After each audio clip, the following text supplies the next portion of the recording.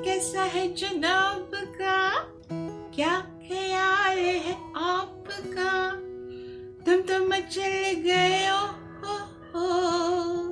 यूं ही फिसल गया। हाल कैसा है जनाब का।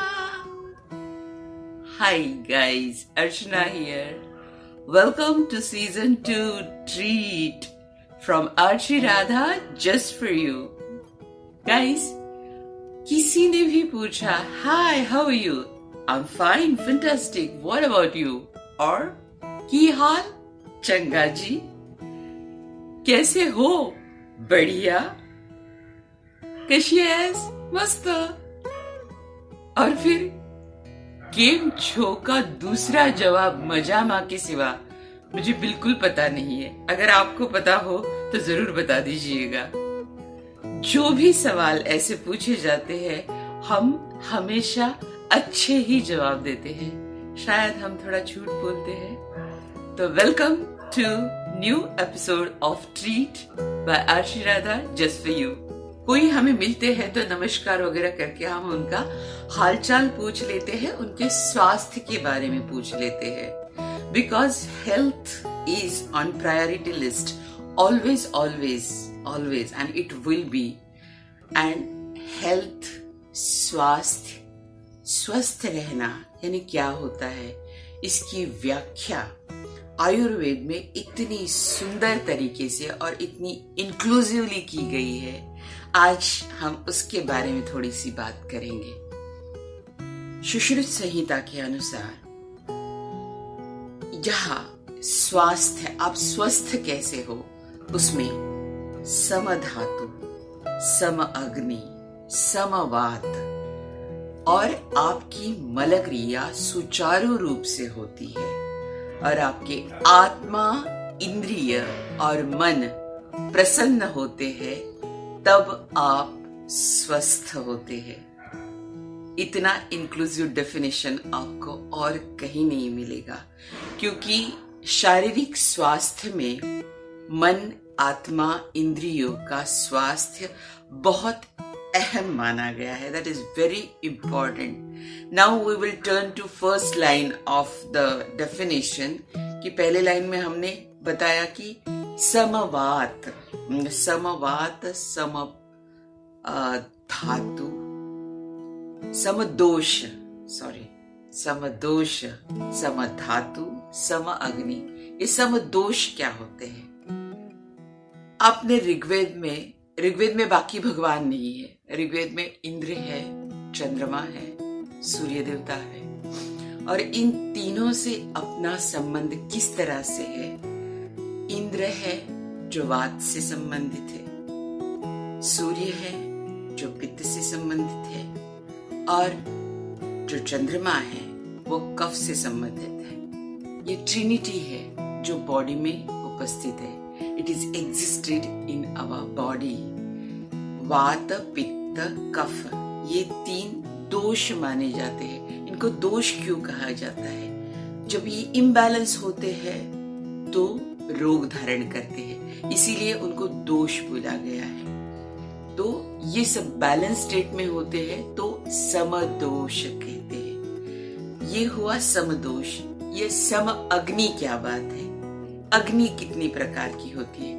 आयुर्वेद के अनुसार अग्नि 13 प्रकार की होती है। अब हमारी बॉडी बनी है 5 एलिमेंट से, आकाश, वायु, अग्नि, जल और पृथ्वी तत्व। इन 5 तत्वों की 5 अग्नियां। और हम जो बोलते हैं धातु, धातु बोलते हैं, जो धातु बोलते हैं जो शरीर को धारण करने वाले तत्व है, उन्हें धातु कहा जाता है। तो हमारे मानव शरीर में सप्त धातु बोले जाते हैं: रस, रक्त, मांस, मेद, अस्थि, मज्जा, शुक्र। इन 7 धातुओं की अग्नि, इन 7 धातुओं की अग्नि और उन पंच महाभूतों की अग्नि 7, 5, 12 अग्नि।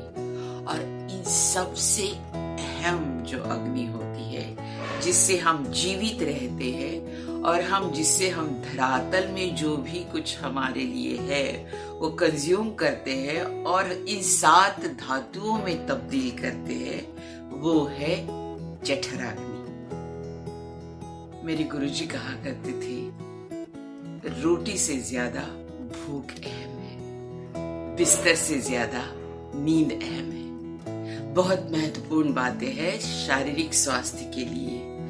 और मन, इंद्रिय और आत्मा स्वस्थ कब रह सकते हैं? जब पर्याप्त मात्रा में आपकी नींद हो चुकी हो, गहरी नींद हो चुकी हो, तभी ये संभव हो कि आप प्रसन्नचित्त रहते हैं। नहीं तो उठने का मन नहीं करता और सुबह उठ के फ्रेश नहीं लगता, तो तब आपका मन स्वस्थ नहीं है, तो आप स्वस्थ चित्त नहीं हो। एक्यूप्रेशर की पढ़ाई के दौरान अनिल सर हमारे लिए लेक्चर के यहाँ आया करते थे। मैं, अनिल सर और सालुंके सर बात करते हुए हम बोला करते थे, सर दिक्कत है। तो अर्चना जी क्या परेशानी है?